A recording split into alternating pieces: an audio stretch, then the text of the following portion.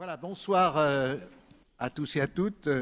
Merci d'être venus très nombreux ici pour cet épisode important qui va se tenir dans l'hôtel de région, dans cette grande salle des délibérations de l'hôtel de région, qui concerne donc le lancement de ce festival des idées qui se veut des Assises internationales des sciences humaines et sociales. Déjà, ce festival a démarré par un premier temps la semaine dernière aux Subsistances, qui tournait autour d'un certain nombre d'événements. Et puis, nous avons souhaité aussi qu'il y ait d'autres manifestations. Elles ont démarré lundi à Saint-Étienne pour le lancement, hier à Grenoble, cet après-midi à l'université Lyon 2 sur les quais, et puis ici à l'hôtel de région où le festival fait escale pour 5 jours jusqu'à dimanche soir, avec un programme très important que vous avez. D'abord, je veux vous indiquer dans quel cadre nous trouvons. C'est un partenariat entre la région Rhône-Alpes, que je préside, et le Centre national du livre, qui est un établissement public de l'État. Ce partenariat donc consiste à la mise en place d'une démarche qui est une démarche inédite, qui est une démarche unique en France. Et nous avons voulu conjuguer des ambitions nationales et des ambitions régionales pour ce projet qui s'appuie bien sûr dans la région Rhône-Alpes sur un fort tissu de soutien, de politique du livre. Je voudrais vous indiquer simplement que nous sommes un des principaux pôles d'édition en dehors de Paris, puisqu'en région Rhône-Alpes, nous avons 70 éditeurs, 250 lieux d'édition. Et nous avons aussi 250 libraires, de vrais libraires, des libraires dont l'unique fonction professionnelle est d'assurer cette mission de libraire, qui sont bien sûr dans les grandes villes, mais aussi dans les petites villes de la région Rhône-Alpes, et qui constituent un tissu très important d'accueil de ceux qui veulent acheter des livres, mais au-delà d'acheter des livres, ce qui est évidemment une fonction commerciale, d'accueil pour tous ceux qui veulent, autour du livre, avoir des rencontres, des discussions, des échanges. Et ce rôle des libraires dans les petites villes de notre région est aussi très important. Donc nous avons souhaité ce partenariat et nous avons donc signé à ce titre la région, le Centre national du livre et puis le Grand Lyon aussi, ce qui justifie aussi la présence de Gérard Collomb à mes côtés. Nous avons associé donc la Villa Gillet, qui est une institution que la région a fondée en 1987. Villa Gillet, qui est une institution culturelle unique en son genre, beaucoup d'entre vous la connaissent sur la colline de la Croix-Rousse, et la Villa Gillet s'intéresse à la pensée sous toutes ses formes, la littérature, les sciences humaines et sociales, la philosophie, les arts vivants. Donc, très naturellement, le partenariat s'est fait avec Guy Walter, qui est celui qui anime depuis sa création la Villa Gillet, qui a invité de nombreux artistes, de nombreux écrivains, de romanciers, de chercheurs pour des réflexions publiques, et qui anime aussi les Assises internationales du roman qui se tiennent au mois de mai aux Subsistances, et qui vient d'avoir à New York une édition toute particulière sur le roman qui s'appelait Walls and Bridge, donc à la fois les murs et les ponts, et qui a permis justement de tisser des relations importantes entre les auteurs américains, nord-américains, et les écrivains et les auteurs français. Nous avons souhaité en tant que premier partenaire que l'hôtel de région soit ouvert à ces assises avec les autres lieux, parce que quand nous avons voulu cet hôtel de région, où nous sommes depuis maintenant 1 an et demi, nous avons voulu lui donner une dimension citoyenne. Vous êtes ici dans le siège de l'Assemblée délibérante, et c'est un siège qui est très largement ouvert à beaucoup de manifestations. Des manifestations associatives, des colloques, des rencontres. J'ai voulu que ce soit un lieu ouvert pour permettre la circulation des idées, pour permettre aux Rhône-Alpins de se rencontrer avec d'autres, pour que les citoyens soient pleinement engagés ainsi dans la vie de la région, que circulent ici les idées, que le mouvement des idées soit présent au cœur de notre institution. Je vous invite d'ailleurs, si vous avez le temps, à venir ou à revenir pour voir l'exposition qui se trouve sur le plateau. Vous en avez peut-être vu les images en passant, de Raymond Depardon, grand cinéaste, grand photographe, originaire de Rhône-Alpes, puisqu'il est caladois, mais qui a parcouru le monde, qui a donné donc à la fois des images d'événements d'actualité, mais aussi des images qui correspondaient à une réflexion plus profonde de sa part sur le monde paysan. Et là, les photos qui sont présentées résultent d'une opération qu'il a voulu mener lui-même pendant 4 ans, où il est allé pendant plusieurs semaines, 4 années successives, se promener à travers la France et faire des portraits de la France. Donc c'est un regard, Michel Lusseau, qui va être un des conférenciers, Michel Lusseau a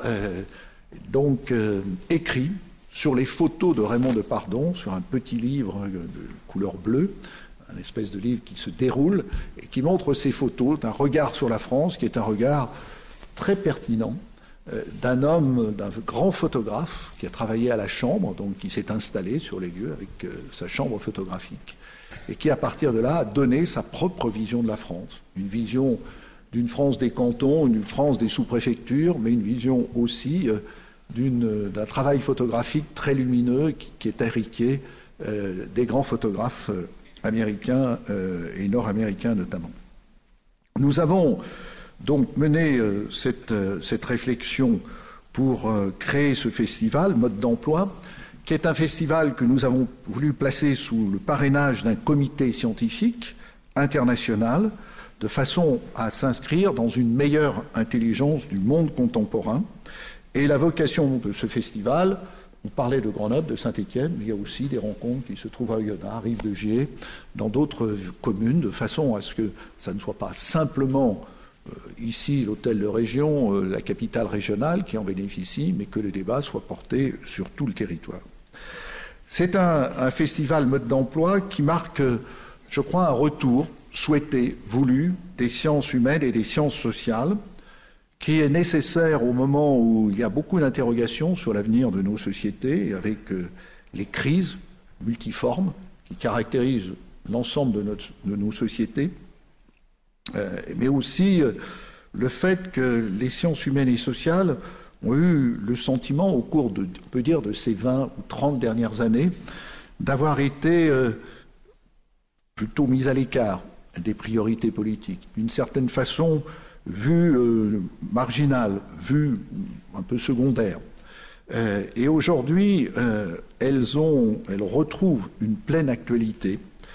D'abord parce qu'il y a un besoin d'émancipation par la connaissance, parce qu'il y a un besoin critique pour un regard sur le monde, parce qu'il y a une volonté d'analyser la complexité du monde, et puis aussi de sortir des conformismes de la pensée.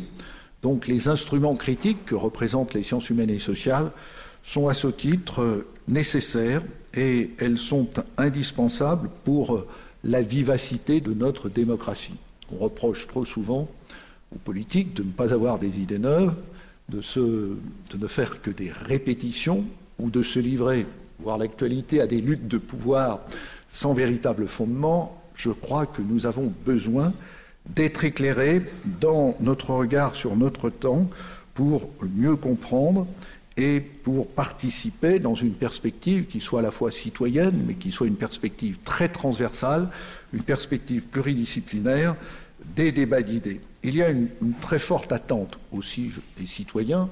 Ces débats le montrent, comme ceux qui avaient initié la Villa Gilet sur d'autres thèmes, les assises du roman également, au regard donc de ces enjeux économiques, sociaux et environnementaux. Et donc, les débats que nous avons voulus sont aussi des formes d'échange, de dialogue, avec les spécialistes, les enseignants-chercheurs rhône-alpins, qui sont, je crois, une vingtaine dans cette première édition, qui ont été mobilisés, des spécialistes internationaux, sur des grandes questions qui animent nos sociétés. Et donc, vous les retrouverez dans le programme sur les questions de l'urbanisation du monde, de l'évolution du système financier, de l'éthique environnementale, des questions du soin, les questions de la démocratie. Ce soir, donc, c'est plutôt le thème de l'urbanisation et de la mondialisation qui sera à l'ordre du jour. Cette question de l'urbanisation interroge la diversité du monde, la question des modes de vie. Il sera évoqué la ville planétaire, en écho à un propos, il y a 50 ans, d'un grand sociologue canadien, Marshall McLuhan, qui parlait du village planétaire, en parlant du monde de la communication, qui s'esquissait à l'époque, le regard très visionnaire qu'il avait. En tout cas, le moule urbain que représentent nos sociétés recoupe des réalités très diverses, et je pense que nous aurons ce soir un premier débat qui sera un débat très fructueux. En tout cas, merci d'être venu à l'Hôtel de Région, puis n'hésitez pas, vous avez le programme, n'hésitez pas à revenir, les soirées seront bien occupées jusqu'à dimanche soir. Voilà, bonne réunion, bonne conférence. Merci. Monsieur le Président du Grand Lyon.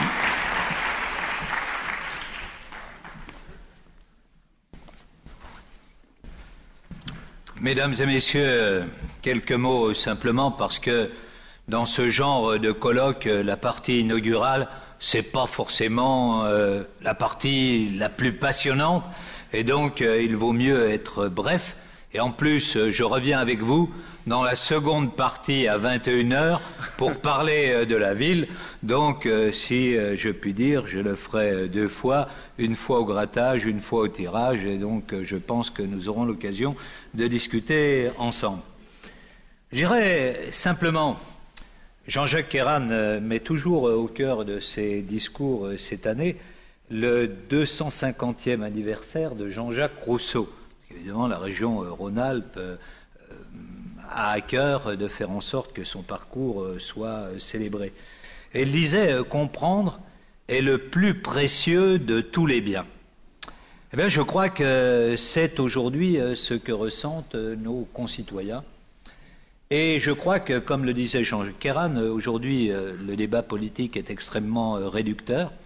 Et donc, les gens sont un peu lassés du prêt-à-penser qui s'exprime médiatiquement par la petite phrase, par effectivement la polémique, mais ils souhaitent par contre comprendre le monde, un monde qui change beaucoup.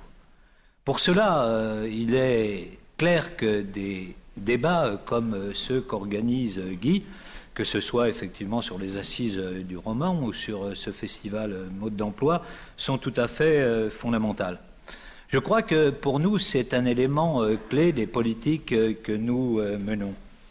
Martha Nussbaum disait dans aujourd'hui No for Profit qu'il fallait que l'éducation ne soit pas simplement une éducation qui se réduise à l'utilitaire.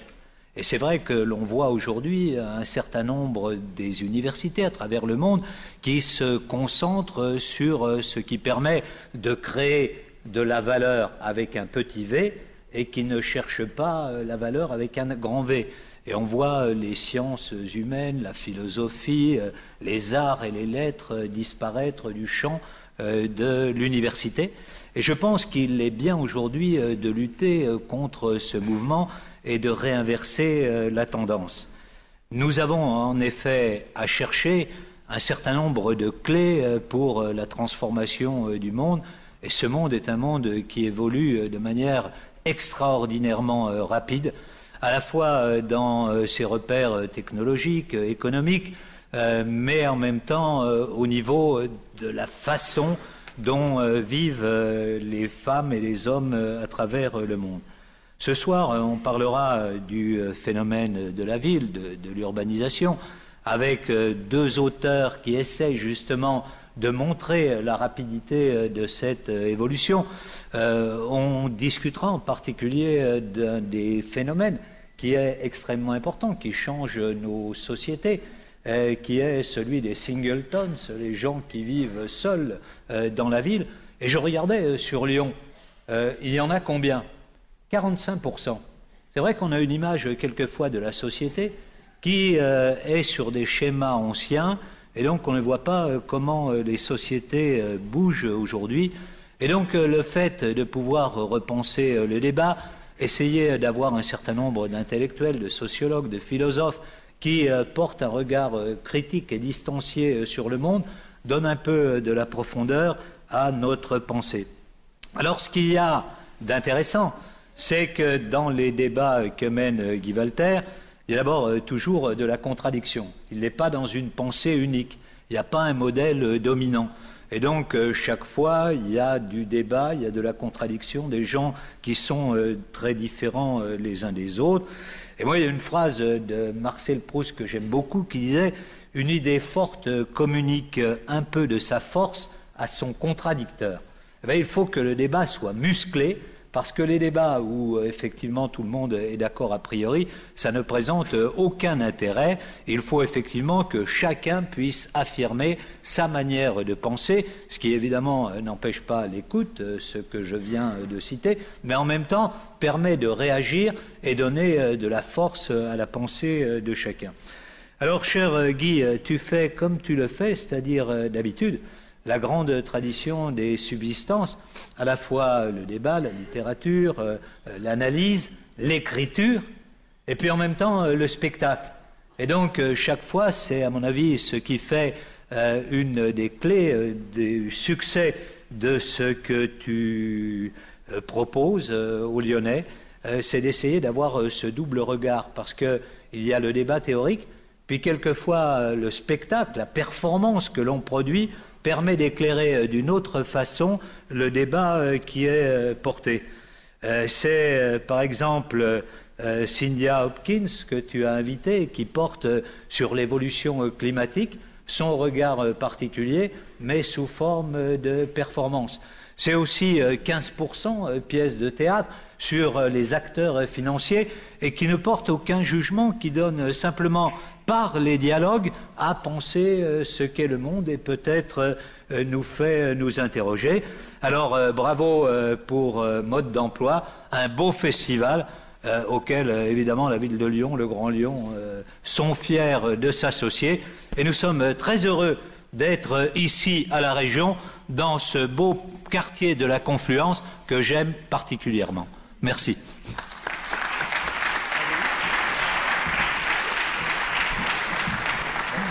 Bon, je vais être très rapide. En fait, je me disais en vous écoutant tous deux que j'avais beaucoup de chance, que nous avions beaucoup de chance.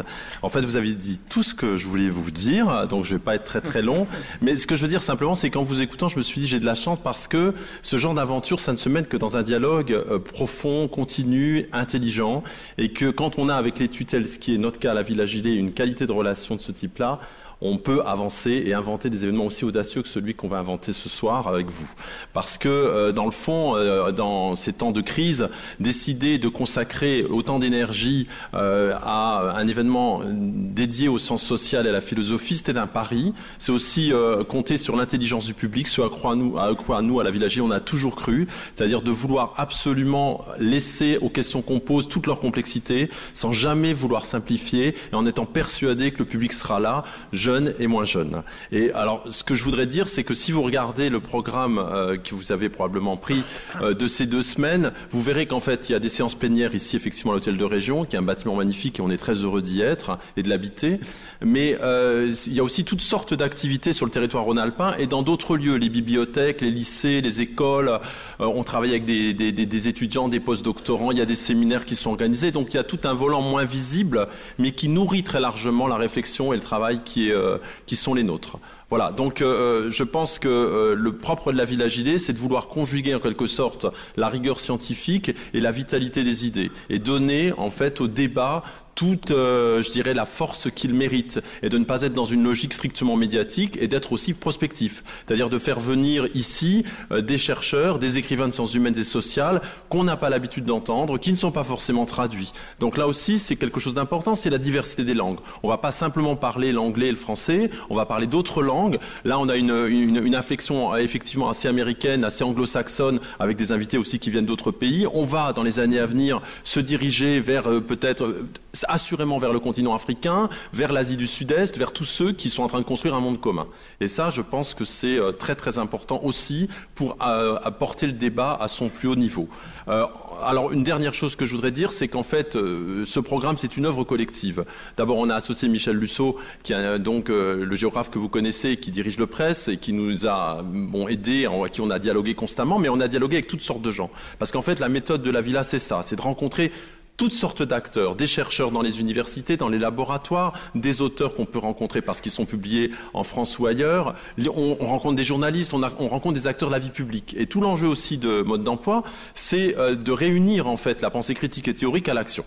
Et donc d'inviter aussi le monde associatif, le monde du travail, les gens qui sont aux manettes et qui sont en train d'inventer le monde dans lequel on vit. Donc il y a cet équilibre toujours entre théorie, critique, pratique. Et on espère en fait que ces journées vont être utiles et qu'elles vont aussi vous apporter suffisamment de doutes pour que vous vous reposiez des questions. Donc le mode d'emploi, c'est pas un mode d'emploi de solution, c'est un mode d'emploi qui vous amène vers des questions de plus en plus compliquées. J'espère que vous sortirez égarés.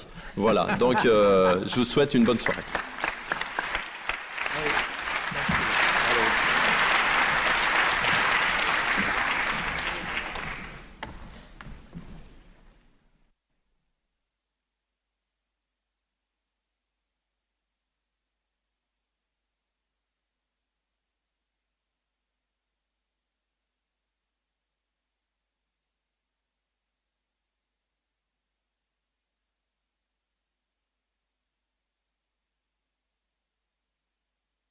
C'est uniquement pour ceux d'entre vous qui êtes au rez-de-chaussée, ceux d'entre vous qui avaient ce qu'on appelle un casque filaire devant vous.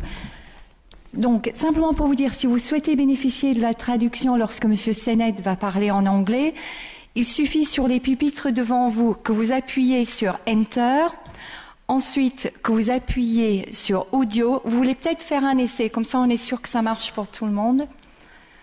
Donc, il suffit d'appuyer d'abord sur Enter, ensuite sur Audio, et ensuite, il suffit d'appuyer sur le canal pour obtenir le canal numéro 1, ce qui vous permettra d'entendre le français.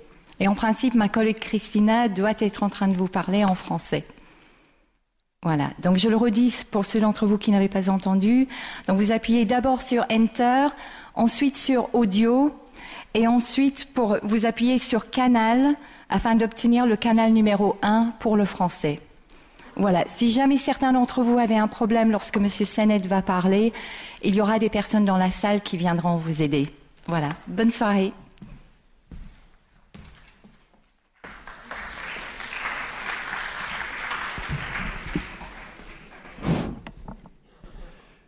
Bien, bonsoir à tous.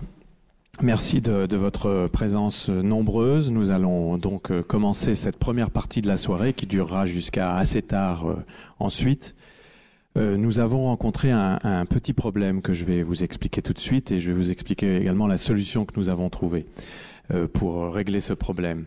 Richard Sennett a été assez sérieusement malade il y a quelques jours de cela et ses médecins lui ont interdit de venir à Lyon. Mais il a accepté et nous avons pu organiser d'être présent parmi nous par Skype, de façon à ce que nous puissions avoir le dialogue que nous souhaitions avoir avec lui. Nous avons fait tous les tests nécessaires et par la magie de la technique, Richard Sennett va bientôt apparaître devant vous et va pouvoir, je l'espère, discuter avec nous.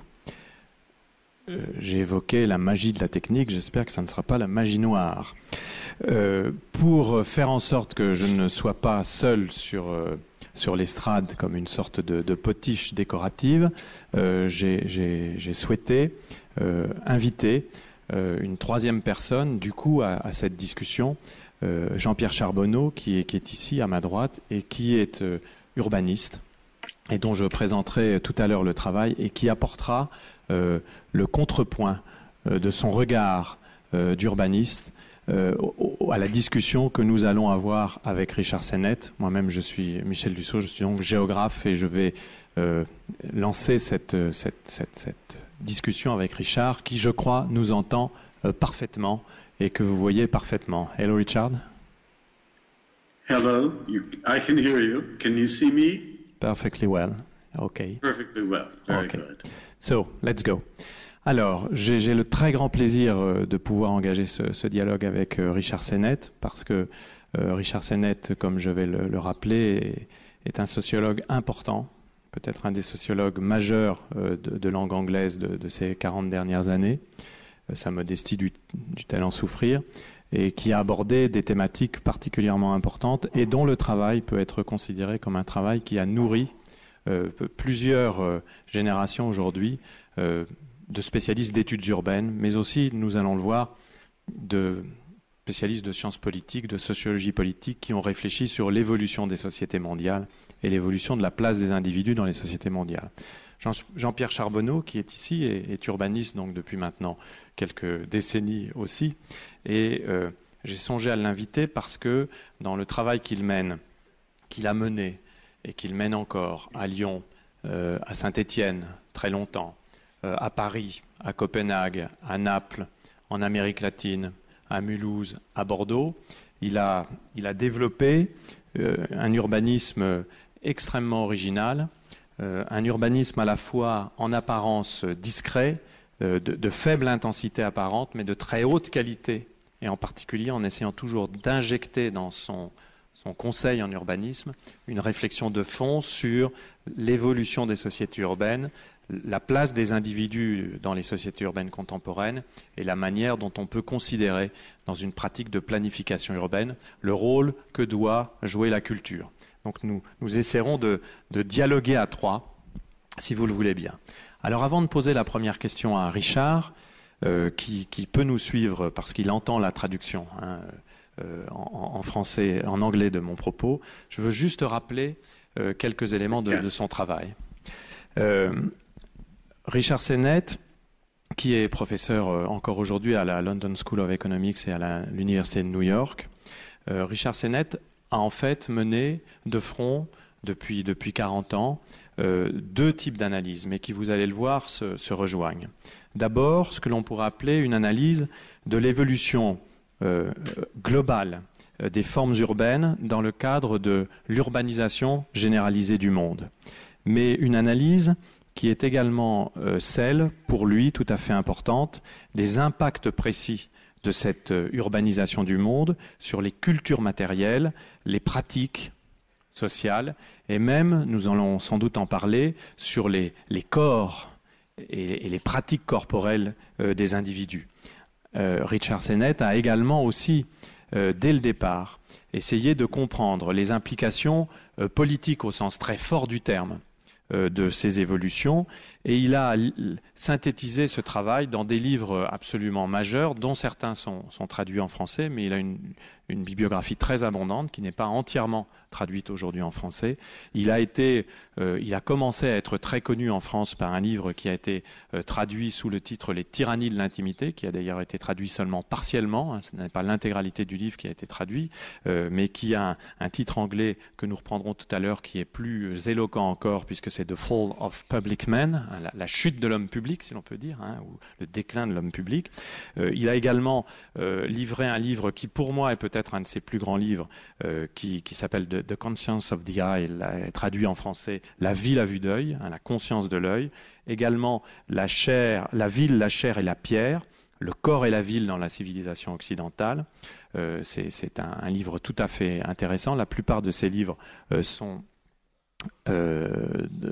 présents dans la librairie qui est à la sortie de cette salle. Et il poursuit encore aujourd'hui des travaux concernant cette dimension de l'évolution urbaine du monde et de l'impact que ça peut avoir sur les sociétés, les individus et leurs pratiques. Parallèlement, Richard Sennett mène une autre analyse qui est peut-être moins connue, en tout cas qui a été au départ moins connue en France, mais qui est pourtant aussi très importante. Et je constate avec inquiétude qu'il a disparu, j'espère qu'il va nous revenir. Oui, le voilà. Cette analyse moins connue, mais très importante, c'est l'analyse de ce que je pourrais appeler l'évolution du capitalisme mondialisé.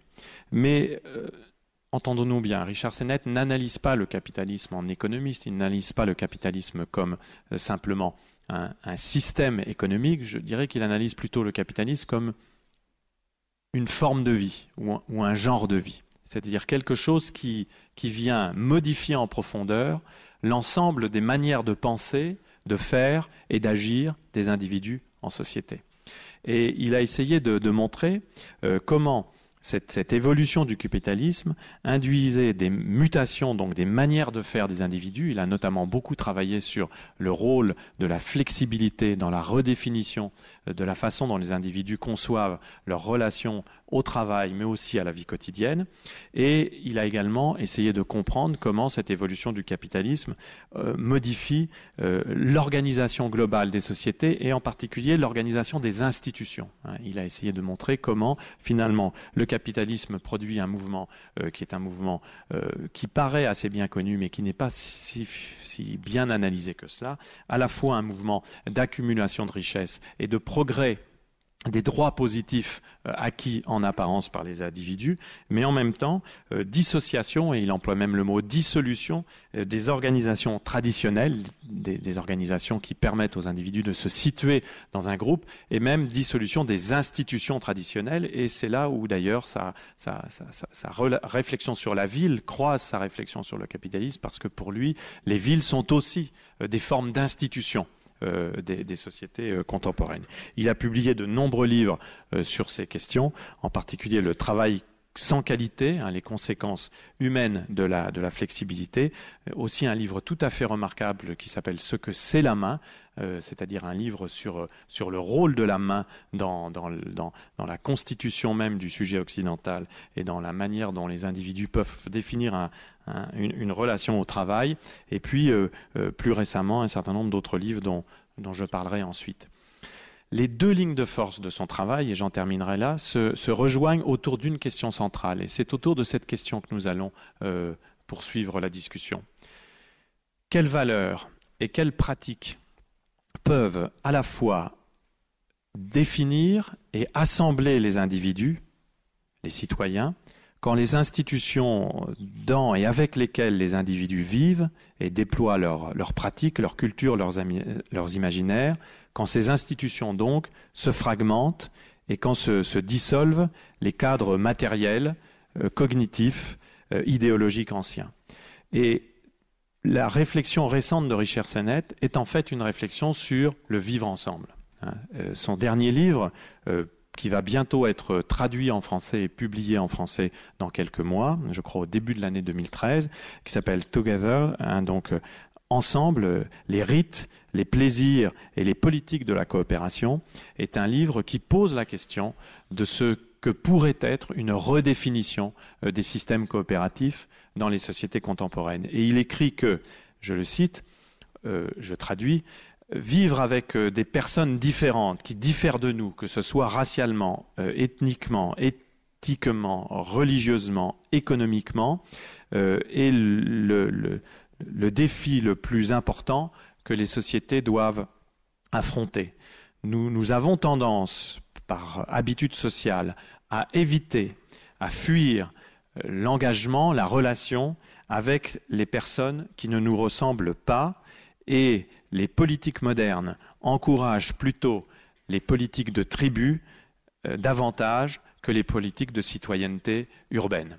Et c'est donc autour de cette question que nous allons lancer le débat. Alors, cher Richard, si vous m'entendez et si je peux vous voir, je voudrais peut-être, si vous le voulez bien, repartir d'un livre qui personnellement m'a fait connaître votre travail il y a déjà bien longtemps et qui me paraît toujours un livre formidable, donc Les tyrannies de l'intimité en français.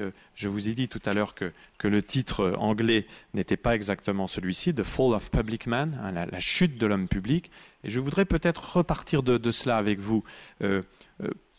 Comment cette chute de cet homme public et la constitution de ce nouveau moi, de ce nouvel individu urbain contemporain, comment pouvez-vous aujourd'hui l'analyser après plus de 30 ans de recul sur votre propre travail et comment peut-être pouvez-vous nous dire et vous est venue cette idée de la chute de cet homme public, et peut-être pouvez-vous aussi préciser comment dans ce travail que vous avez mené, pour vous il a été tout à fait important aussi de vous intéresser à la façon dont le regard s'est constitué dans les sociétés urbaines occidentales, puisque dans votre réflexion sur l'intimité et ses tyrannies, sur la chute de l'homme public, mais aussi sur la conscience de l'œil, vous avez accordé une importance particulière à la question du regard, à la manière dont on regardait les villes, mais aussi la manière dont on regardait les individus dans la ville, et comment cette nouvelle économie des regards pouvait expliquer aussi ce retrait des individus de la sphère publique pour se replier dans la sphère protégée de l'intimité. Merci. À vous, Richard. Eh bien, vous m'avez posé une question qui est très, très large. Vous avez posé beaucoup de questions. Et je voudrais vous livrer mes réflexions initiales par rapport à ces questions. Et je voudrais vous livrer mes réflexions par rapport à ce livre, Les tyrannies, ou la chute de l'homme public.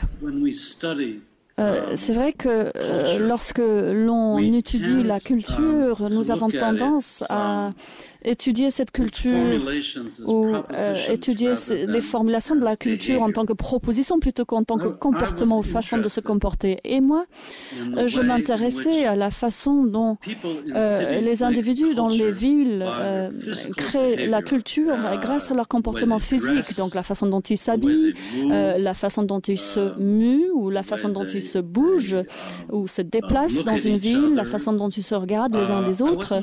Et je n'étais pas vraiment intéressé ou je n'étais pas tant intéressé par la culture telle qu'elle est définie par ce que j'appelle les échanges verbaux. Donc en fait, c'est une vision matérialiste de la culture, mais notamment c'est une vision ou c'est une approche telle qu'une approche que pourrait adopter un dramaturge vis-à-vis de cette culture. Donc en anthropologie, donc j'ai un ami qui s'appelle Clifford Geertz qui a étudié ceci en sociologie aussi. Il y a un écrivain, Irving Goffman, qui est traduit, à mon sens, en français. Et je pense qu'il est bien traduit en français. Et c'est une vision de la culture qui s'oppose à celle de Lévi-Strauss. C'est une vision donc, qui est basée sur donc, une vision binaire et le langage donc, en tant que véhicule pour comprendre les structures de la culture. Et moi, j'ai appliqué cette idée ou ces documents comme un dramaturge à un problème spécifique qui concerne l'évolution de nos villes et du fait urbain, et qui consiste à dire que donc, dans les 18e et 19e siècles, vous savez qu'en Occident, donc, les villes grandissaient très rapidement, donc ont triplé ou le nombre d'habitants doublé ou triplé tous les 20 ans. Et il y avait une collection dans ces villes donc, de nouveaux types, nouveaux profils de personnes qui venaient vivre dans ces villes, donc des ouvriers, par exemple, qui travaillaient dans l'industrie ou des personnes qui, en principe, parlaient la même langue, mais qui, à l'origine, étaient des personnes très différentes, d'horizons très différents. Par exemple, à Paris, il y avait beaucoup de personnes qui ont eu du mal à se faire comprendre pour les Français qui venaient d'Afrique ou d'ailleurs. Et aussi, il y avait les compagnons du voyage. Vous savez, en France, donc ce sont des ouvriers itinérants. Et aux États-Unis et au Royaume-Uni, il y avait une sorte de un mélange parallèle de différents types, différents profils d'individus, donc différents types régionaux ou internationaux. Alors, moi, je m'intéressais à comment tous ces gens arrivaient à vivre ensemble, soit de façon paisible, soit vivre ensemble donc, dans leur poursuite de leurs activités au quotidien en tant que communauté. Et j'essaie de répondre à cette question par rapport à la croissance de la société. Et j'ai essayé de puiser dans une étude de comment ces gens s'habillaient, comment ils se regardaient dans la rue, comment ils se déplaçaient dans la rue. Et j'ai étudié leur comportement et j'ai étudié leurs pratiques matérielles. Et j'ai conclu, où j'ai constaté qu'il y avait un phénomène très singulier. Au début du XVIIIe, par exemple, j'ai constaté, et ce jusqu'au XIXe siècle, j'ai constaté que ces individus utilisent la rue de la manière qu'ils utilisaient l'âge, en fait, ils étaient des étrangers très expressifs. Ça peut paraître très trivial, mais même si on échange avec quelqu'un dans la rue, donc on peut prendre le bras de quelqu'un pour créer un contact avec une personne. Imaginons maintenant si on rencontre un étranger qui vous touche lorsqu'il vous parle, donc vous seriez terrifié si cela se produisait aujourd'hui, mais par le passé, ça se produisait. Et plus encore, la ville était un endroit où les étrangers pensaient qu'on pourrait facilement échanger les uns avec les autres. Et c'est comme cela qu'on l'on crée de l'ordre public paisible ou même révolutionnaire, en parlant avec des gens qu'on ne connaissait pas forcément. Et donc, ils ont réussi à créer la ville autour de ces principes au 18e et 19e. Mais après, donc, il y avait le règne du silence et aussi la notion qui consistait à dire que lorsque l'on était en public, on était co-présent ou on partageait l'espace avec d'autres personnes, mais on n'interagissait pas avec ces personnes. Et c'est comme si on dissimule notre vraie personnalité lorsque l'on est en public. Et je ne suis pas la seule personne qui ait pu étudier ce phénomène des grandes villes. Mais c'est cette coprésence sans interaction entre les individus qui, avec évidemment la croissance de la société moderne, avec l'avènement de la voiture, avec le transport public en masse, donc cette coprésence sans interaction s'accroît de plus en plus et l'on voit que ce phénomène est exacerbé par les activités commerciales dans les villes et du coup, il n'y a plus besoin d'interagir avec les autres. Il n'y a plus besoin d'avoir un échange avec les autres. L'on sait ce que l'on va trouver dans les magasins, dans les boutiques. L'on sait, on n'a pas forcément d'interaction sociale afin de créer une relation commerciale ou de conclure une relation commerciale avec une autre personne. Et pour raccourcir l'histoire, bref, il y a moins d'engagement et il y a moins de relations engagées avec les étrangers dans la sphère publique. Et du coup, les gens ont créé des relations entre eux qui sont de plus en plus isolées. Donc, on est dans la sphère publique, mais on ne participe pas à la sphère publique. On est observateur. Et ce type de culture d'observation ou d'observateur peut être étudié du point de vue des actes et du comportement des individus. Et c'est ça que je voulais décrire lorsque j'ai écrit ce livre, Les tyrannies. Et pour conclure, je voudrais dire que mon étude ou ma vision est très différente par rapport à la vision de mon professeur Herbert Rent. Hannah Arendt, qui croit qu'il existe en fait des transactions verbales. Donc il y a différentes manières de concevoir cette transaction verbale, mais la condition humaine ou la condition corporelle qui consiste à être avec une autre personne ne compte pas lorsque l'on crée cette relation en public. Donc c'est une réponse assez brève à votre question en ce qui concerne le déclin ou la chute de l'homme public. Merci de cette première réponse. D'abord parce que vous avez donné une illustration aussi de la manière dont vous travaillez.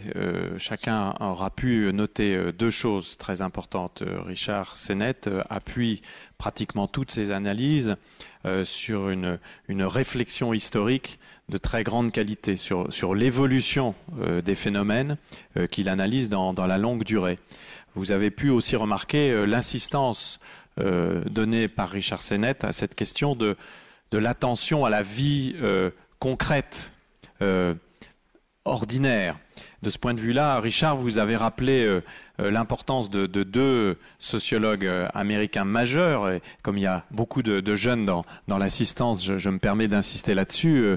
Trop peu encore lus et connus en France, notamment l'un des deux. Si l'on connaît un peu mieux aujourd'hui Erving Goffman, dont l'œuvre est entièrement traduite aux éditions de Minuit, en particulier la mise en scène de la vie quotidienne, mais aussi tout ce qu'il a écrit sur les asiles et sur un certain nombre d'autres thèmes. On connaît beaucoup moins Clifford Geertz, qui pourtant a eu une importance décisive dans l'évolution d'une certaine sociologie et d'une certaine anthropologie contemporaine. Et puis, merci d'avoir rappelé que vous aviez été l'élève d'Hannah Arendt, même si vous n'avez pas forcément adopté la même méthode qu'elle, vous vous reliez quand même à cette grande tradition d'analyse de l'évolution des sociétés qui place la question politique au cœur de ses préoccupations. Je voudrais vous demander peut-être de venir maintenant sur le terrain de la ville très contemporaine, parce que je sais que vous êtes aujourd'hui engagé dans une réflexion et dans une recherche tout à fait passionnante, qui d'ailleurs est une recherche qui se déroule aussi en réseau à travers le monde, autour de ce que vous appelez parfois the liminal city, ou la ville des barrières, la ville des limites, la ville fragmentée. C'est-à-dire, vous vous interrogez sur l'importance prise aujourd'hui dans l'organisation des sociétés urbaines contemporaines et des sociétés mondiales. Vous vous interrogez sur l'importance des limites, des seuils, des barrières, des frontières, des entraves. Et je voudrais vous poser la question de savoir si pour vous, l'apparition de cette ville fragmentée, de cet urbain de plus en plus découpé, constitue pour vous l'aboutissement du phénomène que vous avez analysé et que vous nous avez rappelé précédemment, ou est-ce que pour vous ça serait quelque chose comme l'entrée dans un nouvel âge urbain, quelque chose qui serait finalement non pas le simple aboutissement de ce retrait de l'homme public dont vous avez parlé, mais peut-être aussi quelque chose de radicalement nouveau dans l'organisation des sociétés? Well, that's very, Alors, c'est une excellente question. Et je pense qu'afin de commencer à répondre à cette question, je devrais commencer en disant que forcément la taille des villes d'aujourd'hui joue un rôle absolument primordial. C'est quelque chose qui n'existait pas par le passé. On ne peut pas faire de lien par rapport au passé. Et avant de subir ma crise cardiaque, par exemple, je suis allée à la ville de Mexico, et c'est une ville où il y a entre 24 et 28 millions d'habitants. Ça, c'est quelque chose... On ne sait même pas combien de personnes habitent dans cette ville. Vous imaginez? On ne peut pas, dans ces cas-là, visiter cette ville en une journée. C'est absolument impossible. Si on veut visiter cette ville, il faut continuer pendant des jours et des jours, et on n'arrivera toujours pas à traverser la ville. Et la même chose est vraie pour d'autres villes ailleurs dans le monde, à l'exception de l'Europe et des États-Unis. En Amérique latine, par exemple, et en Afrique, et également en Asie, la taille des villes est quelque chose où nous n'avons aucun référent, aucun référent par rapport au passé. Et cela a un impact très particulier sur la vie publique. Cela a l'impact suivant. Avec ces villes absolument énormes, l'isolation sociale augmente également, et ce proportionnellement. Et nous, dans l'Occident, on a du mal à comprendre cela. Reprenons l'exemple de la ville de Mexico de nouveau. Par exemple, le voisin le plus proche dans cette ville peut être à 2 heures en voiture. Et votre voisin le plus proche, vous pouvez ne pas le connaître. Il y a également des institutions qui existent, qui doivent être inventées pour réunir ces personnes. Il n'y a pas d'écologie naturelle qui permette aux personnes de se réunir et de se rencontrer. Alors, les Chinois aujourd'hui, ils utilisent le mot village, mais lorsqu'ils parlent de village, de quoi est-ce qu'ils parlent? Ils parlent d'un environnement de moins de 2 millions d'habitants. Alors que pour nous, 2 millions de personnes, ce sont des personnes qui habitent dans une très grande ville. Donc vous voyez, c'est un phénomène que nous voyons depuis un certain temps. Nous avons de plus en plus de grandes villes et ainsi, main dans la main avec ces villes qui sont de plus en plus grandes, nous avons de plus en plus d'isolation. Une autre façon d'aborder cette question est de dire que les villes d'aujourd'hui qui grandissent les plus rapidement sont des villes qui sont devenues comme des États-nations. Et à l'intérieur de ces États-nations, de ces villes, donc, il y a des territoires et des frontières que les gens ne peuvent pas forcément facilement franchir. Cette idée d'une ville compacte a également vu le jour en Europe et a évolué en Europe, mais cela a été perdu en dehors de l'Europe. Et ceci a un impact très fort sur la vie publique. Cela veut dire qu'il y a de l'isolation sociale dans ces très grandes villes que j'ai décrites.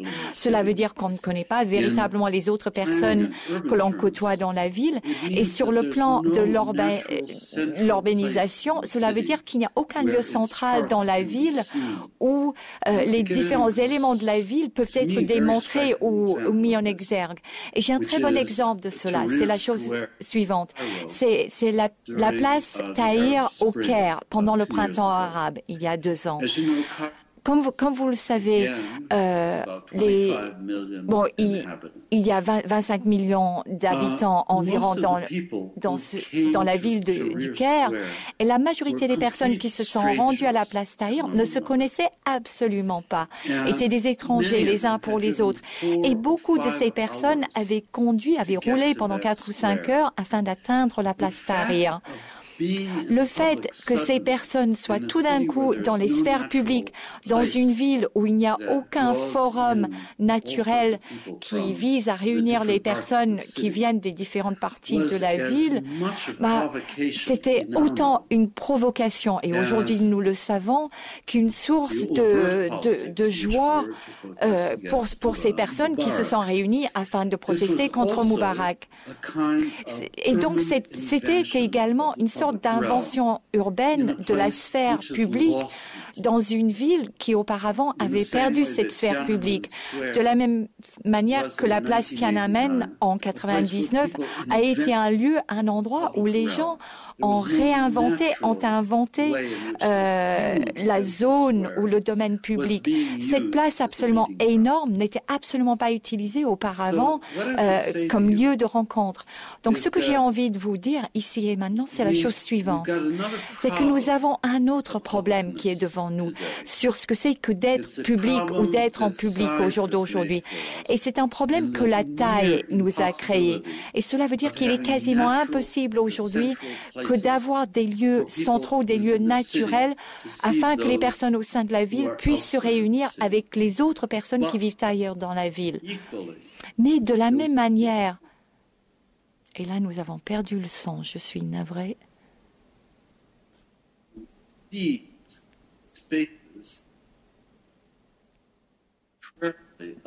Malheureusement, nous avons perdu le son.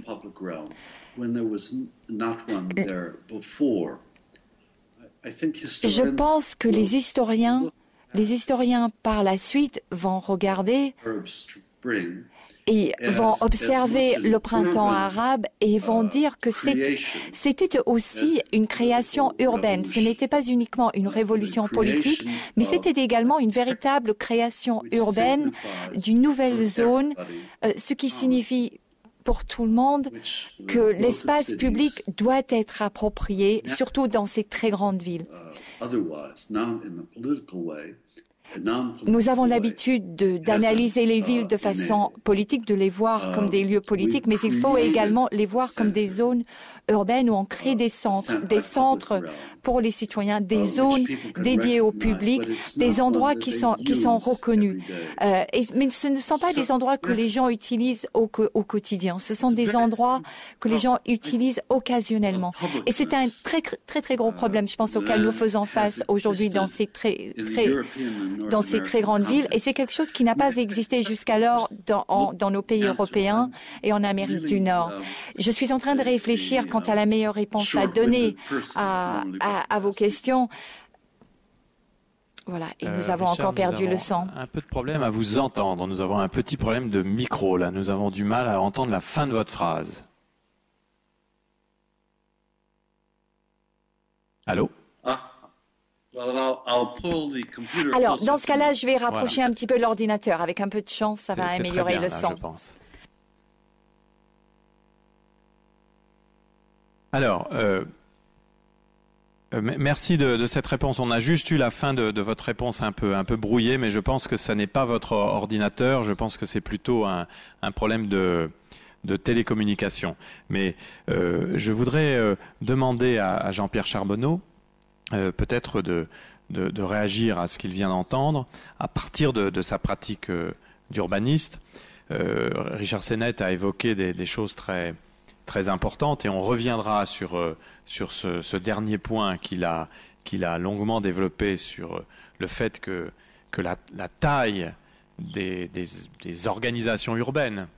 Vous savez peut-être qu'en français aujourd'hui, un certain nombre d'auteurs, dont je fais partie, estiment que le mot « ville » lui-même ne doit plus être employé, que le mot ne suffit plus, n'est plus pertinent pour décrire les réalités urbaines que nous avons à observer, justement en raison de ce que Richard Sennett vient d'analyser.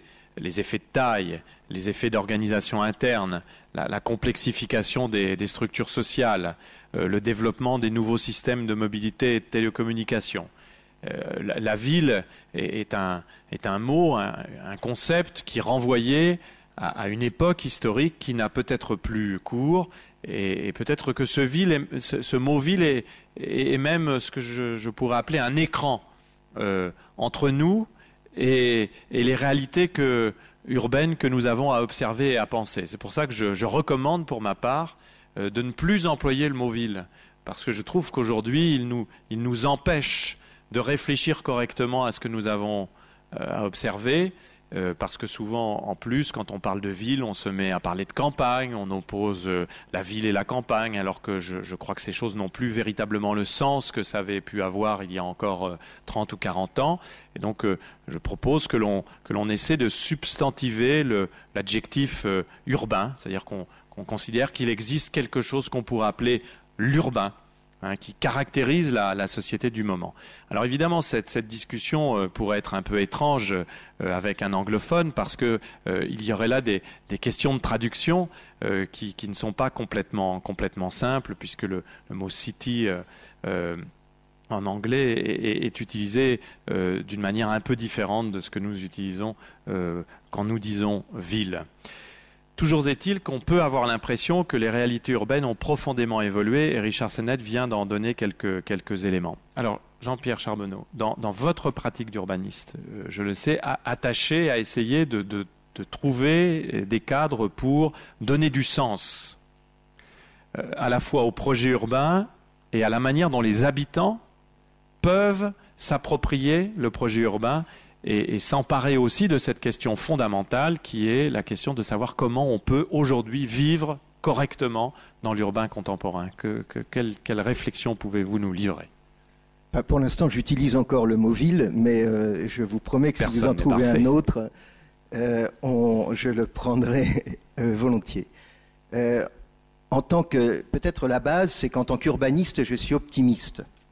C'est-à-dire que je vois aussi le chemin qui a été fait depuis, j'ai commencé ce métier en 81 et peut-être de manière assez intense en 87 à Lyon justement, à la communauté urbaine où j'étais chef de projet des Minguettes, ce qui était rentré un peu brutalement dans la complexité des villes et pas forcément par la partie la plus muséale. Et je vois le chemin parcouru par moi-même du coup. Je pensais à ce qu'écrit Richard Sennett et à l'artisanat. Et je me considère comme un artisan de l'urbanisme qui essaie de prendre les choses de manière, le contexte assez complexe et de voir comment on peut avancer, comment on peut tirer des choses positives, comment on peut aller de l'avant. Et en fait, je vois en 20 ans ou 25 ans le chemin parcouru en termes d'urbanisme, en termes de développement urbain, de compréhension de l'urbain. je ne nie pas les questions que vous vous posez et qui me font réfléchir et auxquelles je vais continuer à réfléchir. En revanche, ça fait 20 ans, on faisait beaucoup les centres des communes, les parties historiques. Et puis, on faisait des infrastructures. Et puis d'ailleurs, on continue parfois à en faire. Aujourd'hui, on travaille sur la complexité de l'urbain. On travaille certes sur du développement urbain, mais on travaille sur des quartiers sur lesquels on n'était pas auparavant. On continue un travail assez sévère, complexe, lourd sur les quartiers de grands ensembles, dont depuis 20 ou 30 ans, on tente de les faire rentrer dans la ville normale. Et tout ça, on a tous appris. Il y a des gens que j'ai vus dans la salle qui ont commencé d'une certaine façon avec moi, et puis il y en a d'autres qui ont commencé bien après. Et vraiment, autant en termes politiques, de conscience politique, de la réalité de chaque lieu d'un territoire urbain, qu'on l'appelle ville ou autrement, et autant dans la capacité qu'on a d'approcher chaque lieu, je pense qu'on a vraiment avancé. On a aussi avancé dans le lien qu'on peut établir entre un quartier puis un autre, entre la périphérie et le centre, entre telle périphérie et telle autre, comment aussi un nouveau développement a des influences sur tel autre endroit d'une agglomération, voire d'une région. Donc je pense que sur tout ça, on a avancé. On a encore beaucoup de boulot et heureusement, ça ne s'arrêtera pas. C'est-à-dire que je ne crois pas à un moment que tout à coup, la ville, on aura fini ce travail sur l'urbain, parce que comme la société évolue, comme la politique évolue, les villes évoluent, le monde évolue, et on n'arrêtera pas. C'est-à-dire que je ne crois pas qu'on finira, et c'est heureux. Sinon, ça voudrait dire qu'on aura figé quelque chose. Donc, un autre élément d'optimisme, alors j'ai travaillé dans pas mal d'endroits en Europe, et je pense que cette construction de savoir-faire, comme un plombier a besoin d'apprendre à faire de la plomberie, je pense qu'à beaucoup des politiques, des urbanistes, des ingénieurs, des sociologues, des gens, des associations, peu à peu on a appris à mieux travailler ensemble, et le chemin est encore long, mais comme j'ai dit tout à l'heure, il ne s'arrêtera pas. J'ai travaillé pas mal en Amérique latine, et j'ai vu aussi le chemin parcouru, notamment à Bogota ou à Lima. En même temps, je comprends bien et je souscris au point de vue de Richard Sennett sur Mexico, sur de très grandes villes dont on ne sait pas trop par quel bout les prendre pour un professionnel ou pour un politique. Et je souscris au fait que c'est une société, Mexico, c'est une société, c'est comme une, comment j'ai oublié le mot, c'est presque une civilisation en tant que telle. Et du coup, ça mérite de construire ses propres méthodes de gouvernance politique, de gouvernance technique, de gouvernance de toute nature, logistique et autres, sociale. Et ce qui n'est pas fait, naturellement. Mais à bien d'autres échelles, on a beaucoup avancé. Et je pense à ces villes d'Amérique latine qui ont fait un pas très très rapide, y compris, j'ai travaillé en Colombie à plusieurs reprises. J'ai vu la Colombie, ça fait 10 ans. J'ai vu Bogota aujourd'hui, le pas est énorme. Bien sûr, il y a d'autres choses à faire. Bien sûr, il y a encore des bidonvilles. Mais le travail sur les transports, le travail sur le développement, toutes ces choses ont beaucoup, beaucoup avancé. Et en plus, des compétences se sont construites. Et pour terminer, il ne faut pas que je sois trop long. Hein. Non, tu peux être long. Pour terminer, je voudrais revenir sur ce que disait Richard Sennett et qui m'intéresse beaucoup. C'est-à-dire que moi, je crois qu'il faut aller voir les autres et que dans mon métier d'urbaniste, c'est pas de faire des îles avec ceux-ci qui iraient là, ceux-là qui iraient ici, et puis un tel qui irait plutôt là-bas.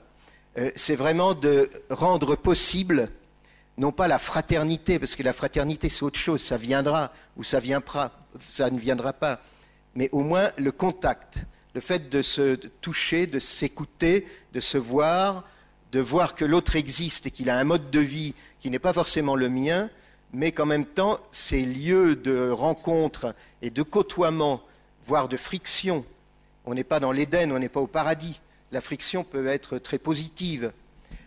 Mon métier est aussi de faire ça, et alors je le fais, je pense à une époque, quand je suis arrivé, j'ai été conseil du Grand Lyon sur l'espace public, et l'un des premiers projets qui a été engagé était la rue de la République. Et à cette époque, le projet de la municipalité d'avant était de faire la rue de la République du début du siècle dernier, c'est-à-dire avec des voitures au milieu, etc. Et je me souviens qu'une sociologue, dans une équipe de sociologues, une sociologue qui s'appelle Catherine Fauré, qui doit toujours être d'ailleurs à Lyon, avait fait une étude qui montrait que la rue de la République était le lieu de socialisation des jeunes de banlieue. C'est-à-dire le lieu où les gens du centre voyaient ceux de la périphérie et ceux de la périphérie voyaient ceux du centre. Et je suis conseil de Saint-Denis, où le rôle est à peu près le même. Peut-être différemment même, puisque c'est même les Français de souche et les gens qui viennent du monde entier à Saint-Denis, puisqu'il y a 70 nationalités différentes, et à Mulhouse, il y en a 124. Donc ces lieux, ces espaces publics qui sont des lieux où on se voit, où on se côtoie, où on voit que les autres existent, et sans, je ne suis pas là pour donner des leçons aux gens pour qu'ils disent comment ils doivent être, mais déjà ce côtoiement dont parlait Richard Sennett, ces espaces dans lesquels les gens peuvent se confronter parfois, sont essentiels. Et du coup, pour en terminer, le projet qui a été fait n'était pas du tout de revenir à la société du début du XXe siècle, mais d'assumer, d'afficher la contemporanéité de la rue de la République et de la laisser comme un lieu de rencontre et de rencontre de tous les gens de l'agglomération. Quand Jean-Pierre Charbonneau dit pour en terminer, en général, voilà, il faut attendre 3 fois avant qu'il termine vraiment, c'est de bonne guerre. Richard, peut-être vous vouliez réagir sur ce que vous avez entendu avant que je ne vous repose une autre question. Nous avons un problème de son.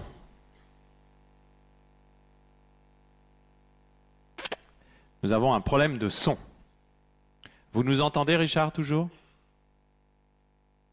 Can you hear me? Là, c'est bon. Allez-y, parlez. Je vous en prie. Bon. Just want to add one thing. Oui, je voulais rajouter une chose par rapport à ce qui vient d'être dit. Look into the future. Pour me projeter dans l'avenir, malheureusement, on n'entend plus rien. Nation state, or whatever we call the cities. Ce qu'on appelle les villes. We call that agglomeration, the huge shift. We've already seen it, for instance, in that the relations between London dans la relation entre Londres, par exemple, et Francfort, are more important than the relations have any other place in Britain. It's like economic dialogue is with that particular city in Germany. New York's cultural relations, are much more with London and with Berlin.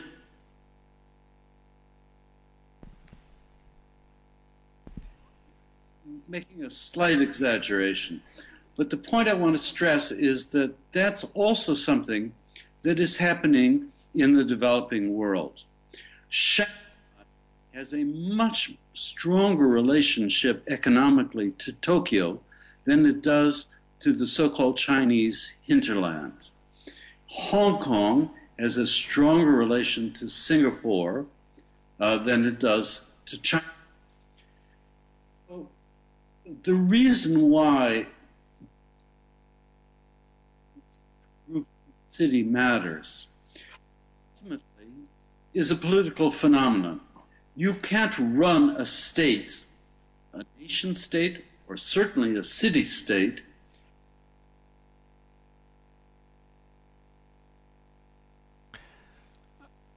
Richard, s'il vous plaît. Voilà, on a un petit problème de son. On me dit qu'il faut que vous parliez peut-être plus loin du micro, paradoxalement.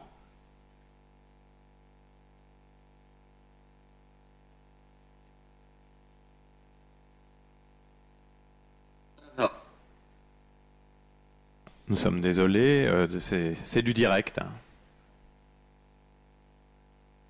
J'entends que vous m'entendez parfaitement bien et que nous avons pour l'instant du mal à vous entendre. Est-ce qu'en régie, allô Cognac G?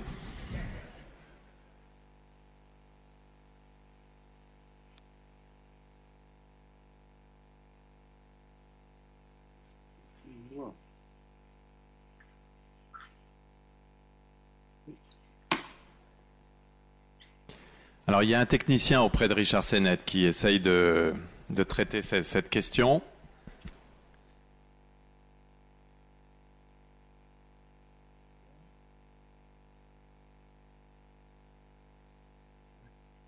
Vous m'entendez toujours, Richard?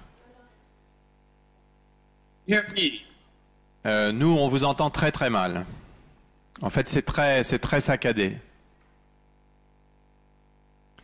Je regarde l'équipe de la villa. Est-ce que...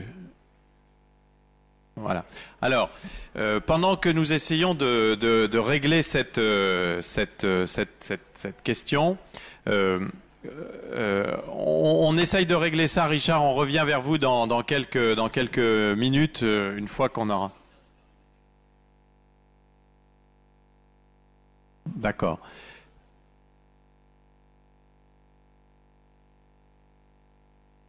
D'accord. Nous allons essayer de continuer la conversation parce qu'on nous dit qu'en fait c'est un problème peut-être de streaming entre Lyon et Londres.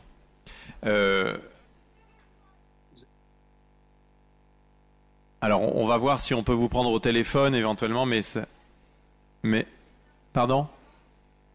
Voilà. Alors, je suis désolé, hein, je ne suis pas responsable des avanies techniques et des avaries techniques. Jean-Pierre Charbonneau, continuons peut-être cette discussion qui a été lancée par Richard Sennett. Avant, j'espère, de retrouver Richard. Je crois qu'il a insisté sur quelque chose de particulièrement important, que nous réaborderons dans la prochaine session, lorsqu'il dit que les organisations urbaines contemporaines ont une telle taille qu'elles sont devenues quasiment comme les nations de la grande période de l'État-nation, qu'elles ont pris des tailles qui sont pratiquement des tailles d'État ou de société complète. Chose qui, il faut bien le réaliser, est absolument bouleversant de toutes nos références, puisque notre conception du monde et notre conception des systèmes politiques est appuyée sur l'existence des États-nations et des sociétés nationales. Je vous fais remarquer au passage que, paradoxalement, alors que les organisations urbaines sont devenues ces entités de cette taille, regroupant des sociétés de plus en plus cosmopolites, et Jean-Pierre, vous avez fait remarquer qu'à Mulhouse, il y a plus de 120 nationalités, qu'à Saint-Denis, il y en a pratiquement 80 à 90. C'est-à-dire qu'au sens strict du terme, l'ensemble des organisations urbaines sont devenues des sociétés cosmopolites, entièrement traversées par les grands courants migratoires, tous les grands courants migratoires, et pas simplement les courants migratoires traditionnels qui, par exemple, liaient les capitales d'États coloniaux aux anciens empires. Nous avons aujourd'hui un cosmopolitisme urbain dans toutes les organisations urbaines, de toute taille, au nord comme au sud. Au nord comme au sud, puisque l'urbanisation des pays développés, de ce point de vue-là, n'est pas différente de l'urbanisation des pays émergents ou en développement. En Inde comme en France, en Chine, oui, en Chine aussi, comme en Amérique latine, aux États-Unis comme dans l'Est de l'Europe, les sociétés urbaines sont traversées par tous les courants migratoires, sont authentiquement cosmopolites, avec toutes les questions de multiculturalité que cela pose. Eh bien, remarquons pourtant que les organisations urbaines n'ont aucune représentation politique au niveau mondial. Les tentatives qui peuvent exister de gouvernement mondial ou de définition des problématiques mondiales se font toujours à partir des mailles que sont les États nationaux. Et curieusement, jamais à partir des mailles que sont les très grandes mégapoles. 25 millions Tokyo, 25 millions Shanghai, 25 millions Mexico, 25 millions Le Caire, 80 millions le delta de la rivière des Perles en Chine, etc., etc. Ces entités-là, qui sont les points de scansion de la vie mondiale contemporaine, elles n'apparaissent pas dans les régulations politiques.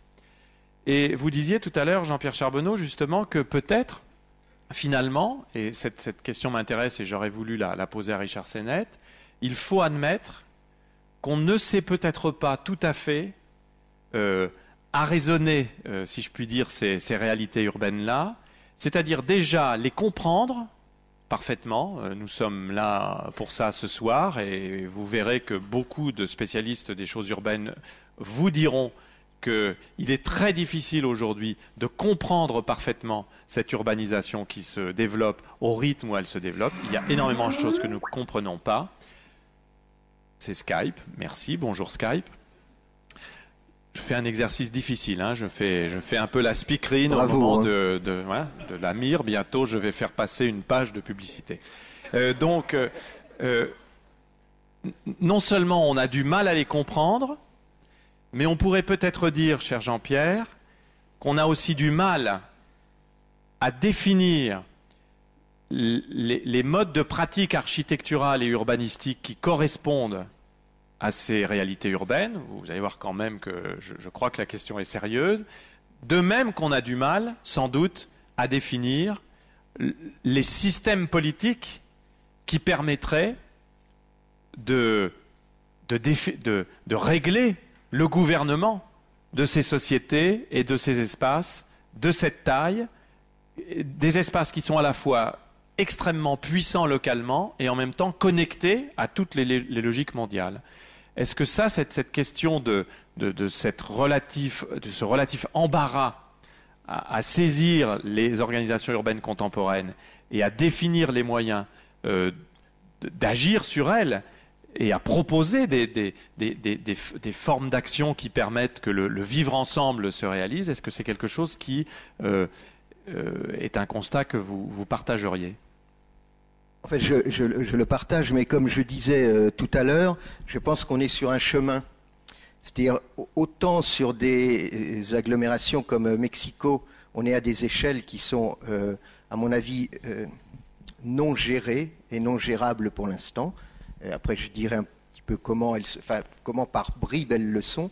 Autant sur des agglomérations de 1 million, 5 millions d'habitants, c'est plus aisé parce que en tant qu'urbaniste, c'est pas l'échelle de l'agglomération lyonnaise est une échelle qui est compréhensible.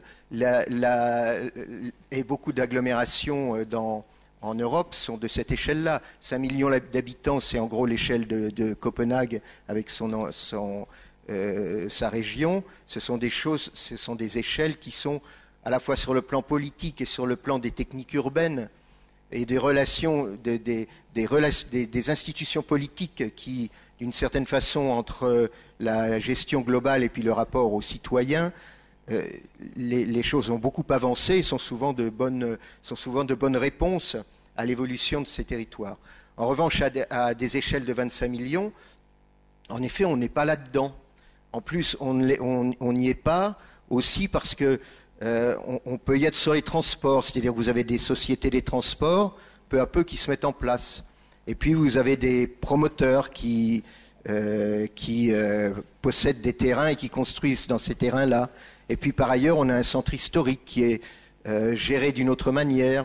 Et puis on a des zones d'activité qui peu à peu s'étendent à l'extérieur ou des bidonvilles.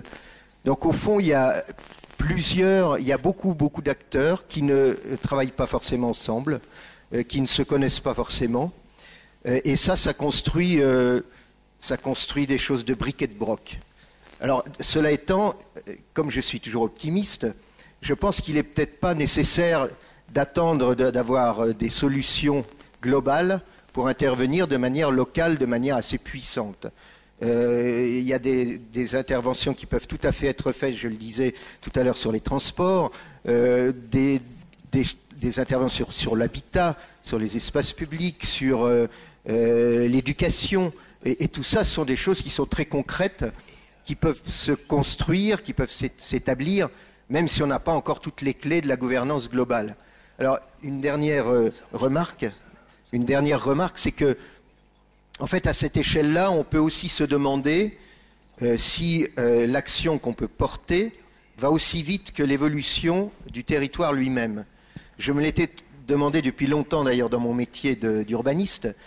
Je me suis longtemps demandé, mais au fond, ce que je fais là, dans les 3 ans à venir, est-ce que son impact, ce que je fais avec d'autres, hein, parce que dans ce métier, on n'est jamais seul, mais est-ce que ça a un impact à l'échelle d'une ville, et est-ce que la ville ne va pas plus vite dans sa transformation un peu éclectique et un peu non gouvernée, plus vite que ce qu'on gouverne? Et c'est une question qu'on est en mesure de se poser très souvent. Je pense que maintenant, on a d'une certaine façon, je prendrai l'exemple de Lyon, de Lille, de Copenhague ou d'autres villes, je pense qu'on a rattrapé l'évolution naturelle. C'est-à-dire que la politique et la technique urbaine ont pour une bonne part, et peut-être la politique, la sociologie, ont rattrapé pour une part l'évolution naturelle d'un territoire sans qu'on y décide des choses de manière politique. Mais il y a beaucoup d'autres endroits où il n'est pas dit que ce qu'on réalise, ce qu'on fait, qui prend souvent beaucoup d'énergie, de l'argent, ça mobilise beaucoup de gens, il n'est pas dit que ce ne soit pas une cautère sur une jambe de bois et que l'évolution continue à un rythme beaucoup plus important que la pauvre action qu'on a à un endroit. Mais comme je suis optimiste, je pense que voilà, faut continuer et que ces choses-là, il est probable que dans ma vie professionnelle, je ne les verrai pas, mais que les choses continueront à avancer. Richard, on me dit que vous êtes au téléphone. No, I'm on the telephone. Can you hear me? Nous pouvons vous entendre, c'est assez curieux. Là, nous avons régressé d'époque. Nous sommes maintenant revenus dans les années 70, au temps des premiers duplex téléphoniques. Est-ce que c'est mieux Oui, c'est très bien. Français ou Non, parlez en anglais, Richard, c'est parfait. Vous aviez été interrompu, je crois, au moment où vous nous expliquiez un certain nombre de points concernant justement ces mégacités, leur relation avec le monde et la façon dont on pouvait les analyser et les penser. Est-ce que vous pouvez peut-être repartir de cela avec cette fois-ci le téléphone bien en main? Okay. I can.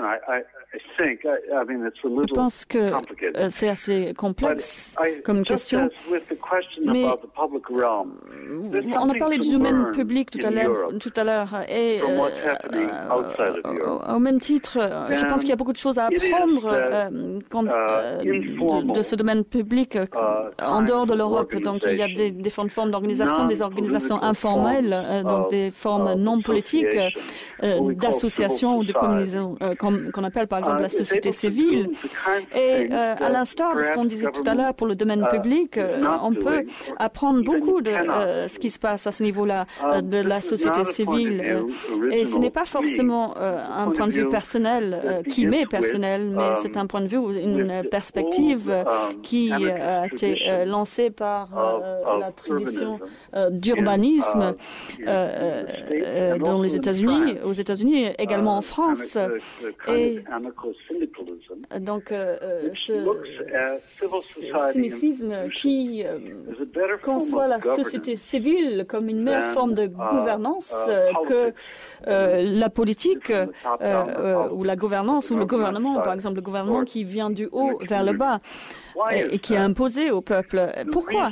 Eh bien, la raison, c'est parce que, étant donné la complexité des villes ou du fait urbain, ces relations plus informelles entre les individus qui composent cet espace sont beaucoup plus efficaces et toute tentative pour créer une bureaucratie avec de la formalité, toute tentative est vouée à l'échec parce qu'en fait, piège ces corps humains et piège et entrave les êtres humains et les empêche de faire ce que l'on ferait au jour le jour, au quotidien. J'en parlais avec Michel Certeau à ce propos et donc il a fait une étude incroyable sur les communautés urbaines et il m'a dit qu'il ressentait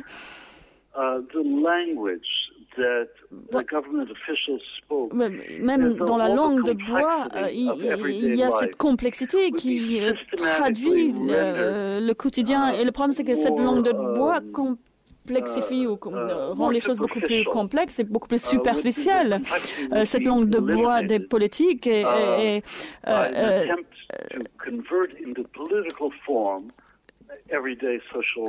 si on se basait plus sur le quotidien, donc on pourrait éliminer cette complexité. Dans le monde en développement, ces formes politiques sont très peu utiles. Par exemple, Gaza.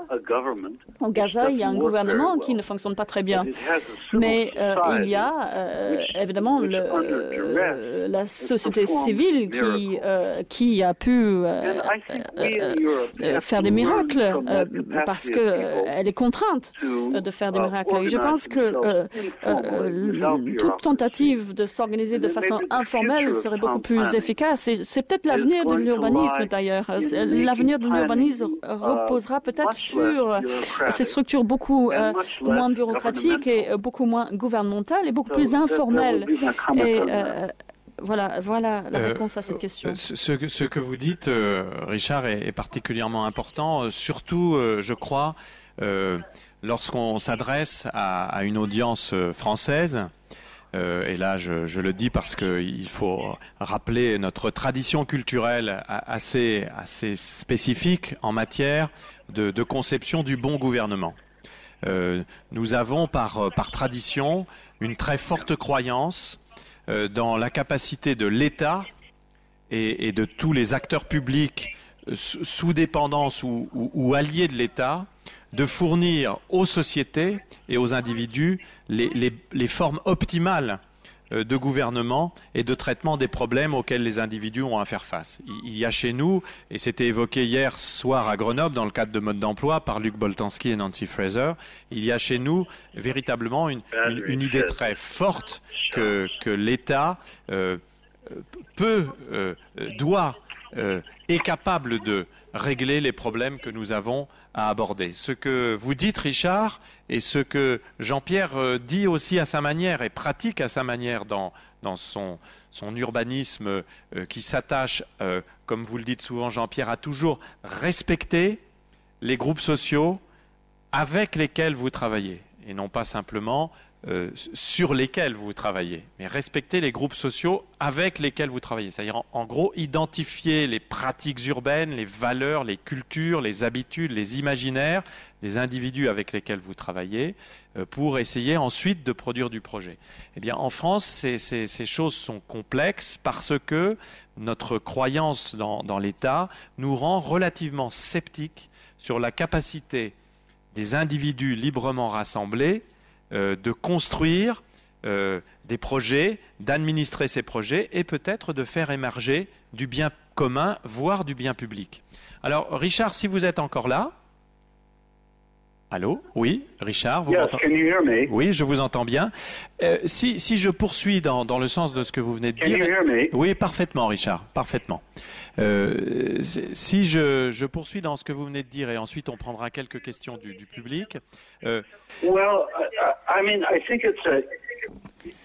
Alors, ce que je voulais dire, oui. Je vérifie que vous m'entendiez bien. Oui, on vous entend bien. Disons, je pense qu'en en quelque chose, c'est quelque chose qui est diabolique pour la gauche aujourd'hui. Il faut savoir que nous avons eu une centaine d'années de politique dirigiste et d'engagement politique où c'est véritablement ceux qui sont tout en haut qui donnent des ordres à ceux qui sont tout en bas. C'est du sommet vers la base et je pense que cette ère-là est sur le point de vers la fin. On s'achemine petit à petit vers la fin. Je pense que les différents partis politiques sont en déclin. Si on regarde le nombre de personnes, par exemple, qui s'engagent dans des actions directes, des actions sociales, qui ne sont plus dirigées ou gouvernées par les partis politiques, il y en a de plus en plus. Et je pense que ceci, c'est une très bonne chose. Et je pense que la gauche, véritablement, doit adopter une approche plus sociale et beaucoup moins bureaucratique afin d'être efficace et afin de gérer et de contrer le capitalisme. Je considère qu'il y a énormément de possibilités, beaucoup trop de possibilités pour une certaine collusion entre ceux qui se chargent de la bureaucratie à gauche et les bureaucraties capitalistes, parce que les deux essentiellement convergent vers le centre. Et donc je pense qu'une vraie politique d'opposition sera une politique qui prendra son point de départ dans la communauté. Et je pense qu'afin de vraiment rendre efficace la communauté, ces énergies véritablement doivent être libérées et ces énergies doivent être des énergies informelles. Donc, lorsqu'on parle des villes, pour utiliser le mot ville, je pense qu'il s'agit surtout de l'épuisement d'un mode de gestion des villes de la gauche, de l'approche de gauche, de l'action politique. Et c'est cela qui va toujours nous mener vers des liaisons avec le capitalisme. Il y a une bureaucratie de gauche qui discute avec une autre bureaucratie, la bureaucratie du capitalisme. Et je pense, je présume que nous sommes tous à gauche ici, mais à nous tous de trouver une autre voie, une voie qui convienne beaucoup mieux aux citoyens, une voie qui permet aux citoyens de se dire, ouf, enfin, une situation où on a des personnes qui nous écoutent, plutôt que d'avoir ces politiques qui adoptent une approche très dirigiste. J'aurais tendance à dire, si vous le permettez, qu'en France, vous avez une certaine tradition d'organisation à partir de la communauté. Par exemple, au XIXe siècle, dans la gauche catholique, vous aviez ceci. Vous aviez ceci également dans certains types d'organisations bienfaisantes ou qui fournissent une certaine assistance à certaines couches de la population. Je ne pense pas que vous ayez atteint le même stade, je ne pense pas que vous soyez au même stade que ce que d'autres peuvent imaginer. Je pense que les ressources existent véritablement en France au sein de la société civile, mais ces ressources, pour l'instant, sont des ressources qui sont en train de dormir en quelque sorte, des ressources qui sont latentes. Je pense que vous avez une meilleure force politique à gauche, mais ces politiques ou ces forces... Ce qui fait, et nous passerons aux questions ensuite, mais peut-être juste une dernière réaction, Richard, par rapport à cette question importante que nous venons d'aborder, qui concerne en fait la manière dont il faut envisager la construction des systèmes politiques et des capacités de mobilisation des individus dans des projets collectifs. Dans votre dernier livre consacré à la coopération, qui est un livre très important, vous insistez sur l'importance du fait coopératif, et ça signifie bien que pour vous, il serait illusoire de vouloir décréter, si je puis dire, la coopération par le haut, par un geste bureaucratique en quelque sorte, mais qu'il faut laisser les communautés d'habitants organiser leur propre forme de coopération dans la mesure où c'est cela qui permettra de trouver les bonnes solutions pour régler leurs problèmes de vie quotidienne. Ce que cela veut dire, alors,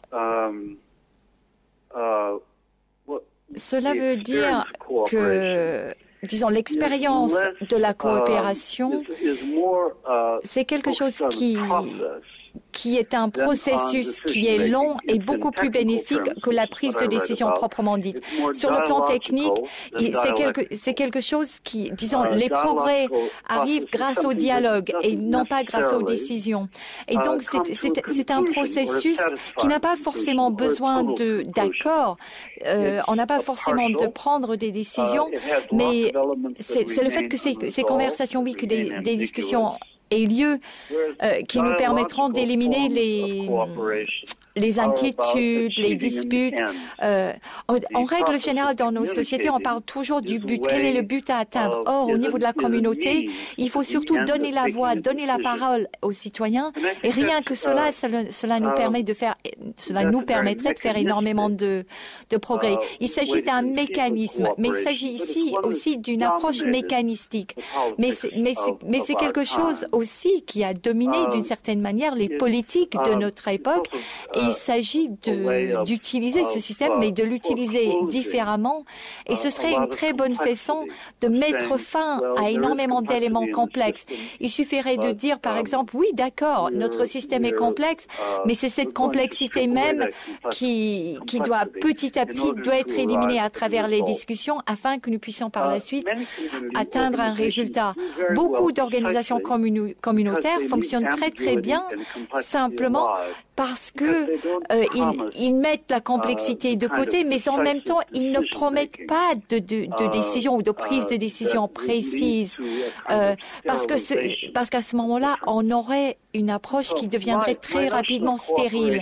Et donc, moi, lorsque je parle de coopération, je dis que ce n'est pas simplement une coopération où on dit à la communauté de statuer. Non, moi, il s'agit de quelque chose où on dit la communauté doit pouvoir aborder les questions, mais on ne trouvera pas forcément de solution. Donc, vous voyez, c'est une approche qui est très nuancée. On sait que ce genre de coopération, par exemple, existe dans des mariages où le couple se sépare et lorsqu'il s'agit de gérer les enfants, parfois, il y a des problèmes qui ne sont jamais résolus, mais le fait que les deux parties, que les deux parents discutent et parlent, cela permet petit à petit de recréer les liens de la relation. Mais on ne fait pas la même chose lorsqu'on parle du domaine public. On veut des décisions. On veut toujours quelque chose de très propre, de très aseptisé. Alors que dans la vie au sein de leur communauté, je pense que ce qui est surtout important, c'est l'ouverture. Ce n'est pas forcément la prise de décision. Moins de prise de décision et plus de relations. C'est cela que je voudrais promouvoir. Voilà, ça c'est le genre de coopération qu'il nous faudrait, à mon avis, au sein de nos communautés. Surtout, beaucoup de dialogue. Merci beaucoup, Richard. Alors, nous avons le temps pour quelques questions brèves, s'il vous plaît, avant de clore cette session un peu chaotique techniquement, mais vous avez remarqué que s'il avait fallu, nous aurions fait appel aux pigeons voyageurs pour obtenir les réponses de Richard Sennett. Y a-t-il quelques questions? Alors, s'il vous plaît, pas de commentaires, des questions, et aussi brèves que possible. Il y a des micros. Question. Oui, monsieur. Alors, je pense que pour le micro, il faut appuyer, lever le doigt, appuyer sur le bouton mic. S'il vous plaît. Oui, allez-y. Oui. Non, parlez en français. En français plutôt, oui. Attendez, le micro ne marche pas. Allez-y. Oui. Allez-y. Hello. Do you think Parlez en français, s'il vous plaît. Ah, pardon.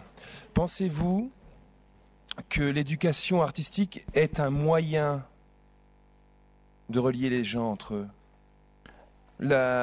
L'éducation artistique, la pédagogie artistique et la pratique artistique. Pensez-vous que c'est un des moyens de relier les gens entre eux, dans les grandes cités, dans les grandes villes, dans les grands ensembles? Bien sûr, absolument.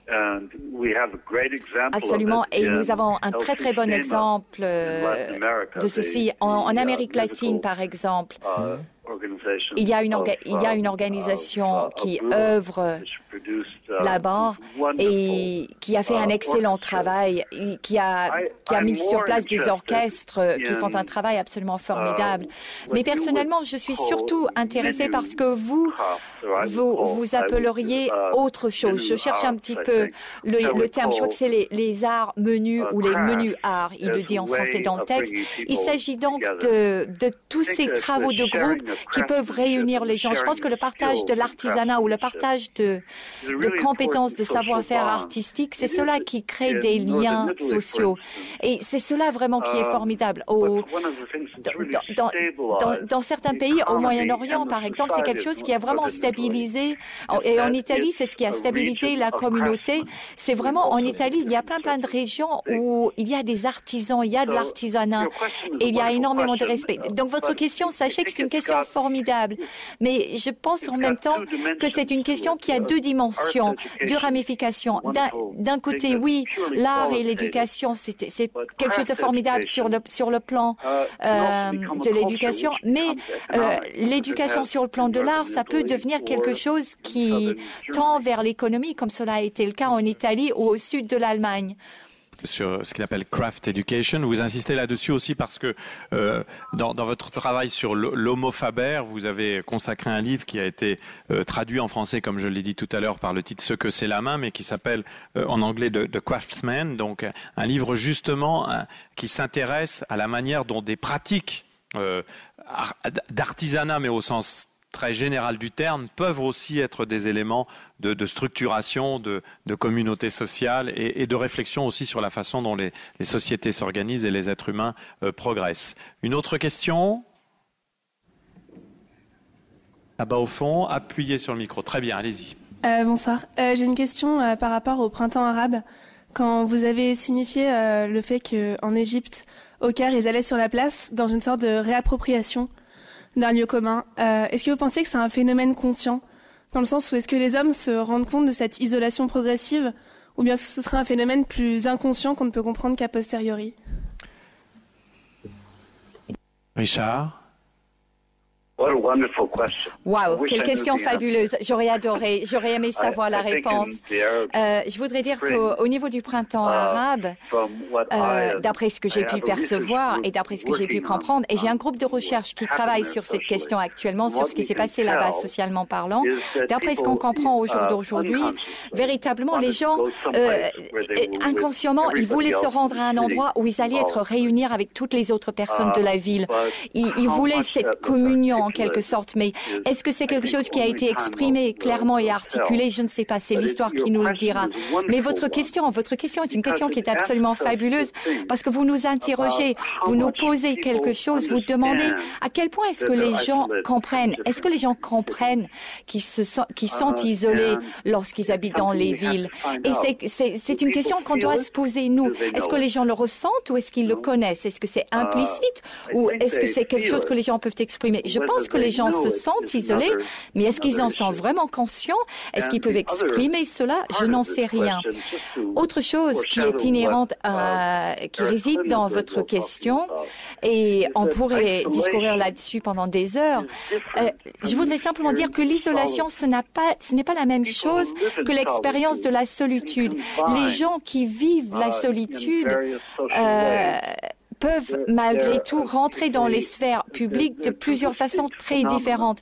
Pour moi, vivre de façon isolée et vivre dans la solitude, c'est pas du tout la même chose. Moi, j'aurais aimé avoir des heures pour rentrer dans le détail, mais je ne peux pas. Que Richard Sennett a également écrit un texte très intéressant sur Occupy Wall Street qu'il a publié sur le site de la London School of Economics. Je le dis d'autant plus que j'ai moi-même travaillé sur cette question et publié un texte sur le site Raison Publique, qui est un très bon site de philosophie politique. et que cette question d'Occupy Wall Street a énormément occupé les spécialistes d'études urbaines dans la dernière année, aussi pour essayer de se poser le problème de savoir si ces formes de mobilisation politique pouvaient être considérées comme des formes nouvelles et ce qu'elles apportaient à la réflexion sur le débat politique contemporain. Peut-être Jean-Pierre Charbonneau, un mot avant de terminer, si ce n'est un mot de conclusion, en tout cas un mot de réflexion par rapport à ce que vous avez entendu. Oui, j'aime beaucoup l'idée qu'on ne cherche pas systématiquement une gouvernance qui est peut-être illusoire à certaines échelles, mais qu'au fond, il y a des pratiques localement qui je ne sais pas si on peut l'appeler d'autogouvernance. Je sais que tu as fait un article pour une revue qui va sortir bientôt qui s'appelle Tous Urbains, que je vous conseille, sur ce sujet. Je voulais donner aussi un point de vue sur moi, ma manière d'essayer de mettre de l'immatériel dans mes pratiques urbaines. J'étais conseil de Saint-Étienne à une époque, et en fait, je m'intéressais beaucoup au caractère populaire de cette ville, en même temps très créatif, avec des difficultés économiques très importantes, et en même temps qui avait su se construire et qui avait aussi su se transformer dans les années 90. Et en fait, on a travaillé, du coup, avec d'autres, à construire une réponse urbaine qui ne soit pas parachutée de Lyon, d'où je venais, et que j'aime, mais qui soit plutôt spécifique à Saint-Étienne, et notamment en mobilisant les jeunes des écoles d'architecture et des écoles d'art pour réaliser les projets de Saint-Étienne d'aménagement. Puis je pense actuellement à Mulhouse ou autre ville qui a un petit peu le même profil et qui a des difficultés importantes. En ce moment, on est en train de mobiliser les grands événements culturels, sportifs, sociaux, etc. On est en train d'aller chercher, au fond, les gens qui jamais ne sont dans les réflexions urbaines, d'aller les chercher par des dispositifs de questionnement, d'exposition ou de débat, de manière à, au fond, nourrir une démarche pour trouver un chemin qui ne soit pas simplement un chemin technocratique ou bureaucratique, mais qui soit un chemin, qui soit une correspondance avec cette ville-là. Richard, peut-être, si vous êtes encore là, peut-être pour vous le mot de la fin. Allô, Richard? Il n'est plus là. Oui, Richard? Peut-être, si vous êtes encore en situation de... Je ne vous entends plus. Allô? Non, tant pis. Bon, j'aurais voulu lui poser la question de savoir si lui aussi était optimiste. Can you hear me now? Ah oui, je vous entends. Est-ce que vous m'entendez désormais? Oui, on vous entend très bien. Bono, qui est donc un urbaniste conseil, affirmer que malgré la difficulté des sujets que nous avons à aborder concernant l'évolution de l'urbain contemporain et des sociétés contemporaines, il restait optimiste dans la capacité de trouver des solutions pour les citadins et des solutions adaptées à leurs besoins. Donc je voulais comme question finale vous poser la question de savoir si vous partagiez cet optimisme ou si vous étiez plus interrogatif quant à notre capacité justement à maîtriser les problèmes urbains que nous devons affronter. Alors, disons, personnellement, je pense que les urbanistes, ceux qui se chargent de la planification des villes, ont un très grand rôle à jouer dans les années à venir. Ils auront un très grand rôle à jouer. Et je pense que vous, en France, vous avez de très bons urbanistes. En revanche, j'aurais tendance à dire que je suis un peu plus pessimiste, moi, parce que je pense que l'impact du capitalisme moderne sur les villes modernes et particulièrement dans le monde en voie de développement est catastrophique, vraiment catastrophique. Parce que je pense que beaucoup de villes ont été très mal construites. Ces villes ont été construites en utilisant des modèles qui qui ne sont plus d'actualité pour nous. Regardez ces villes absolument énormes. À Shanghai, par exemple, où vous avez ces grandes tours ou ces tours à Beijing. Il s'agit du même bâtiment qui est dupliqué des centaines de fois. Et il n'y a pas d'espace pour les piétons, il n'y a pas de place au niveau du sol. Ça, c'est vraiment, on voit qu'il y a des villes qui se construisent grâce au capital, grâce aux investisseurs. Et cela veut dire que ces villes, par la suite, vont devoir démanteler tout ce qui a été fait dans un premier temps si les gens veulent pouvoir y vivre et vraiment y vivre et survivre. Je pense que par le passé, la ville, en tant qu'entité, a été ce que la bourse a été pour la finance et pour le capitalisme moderne. Et les villes ont servi le capitalisme. Et c'est le capitalisme qui a imposé sa volonté sur les villes. Et le capitalisme, tout ce qu'il veut, ce sont des solutions rapides, des quick wins, comme on dit en anglais. Et je pense que nous avons donc ces villes qui sont de très mauvaise qualité, qui ressemblent en quelque sorte à des châteaux de cartes, qui ne seront pas soutenables pour le long terme. Et donc, je suis ravie de voir qu'il y a des urbanistes comme votre collègue à Lyon, M. Jean-Pierre Charbonneau, mais je dois avouer que moi, personnellement, je suis moins optimiste quant à ce rôle conjoint qui est joué par le développement urbain et le capitalisme. Ce sont deux choses qui avancent main dans la main. On l'a vu ces 20 dernières années, on a vu à quel point cela peut être très néfaste. Et à ce niveau-là, je pense que la crise, malgré tout, a eu un impact très positif, qui est que la crise a rendu les gens très attentifs, et en Chine, au Brésil et en Inde.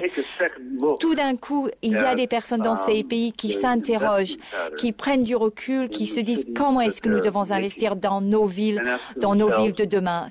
Aujourd'hui, il y a des gens dans ces pays-là qui s'interrogent en disant devons-nous construire des villes pour demain, tout de suite, des villes rapides, des villes instantanées, ou est-ce que nous devons construire pour le long terme?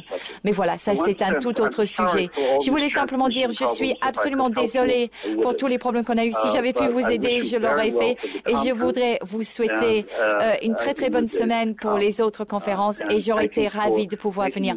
Et merci en tout cas, merci de m'avoir donné cette opportunité d'être connecté avec vous. Merci à vous, Richard. Je crois qu'on peut remercier Richard Sennett et Jean-Pierre Charbonneau.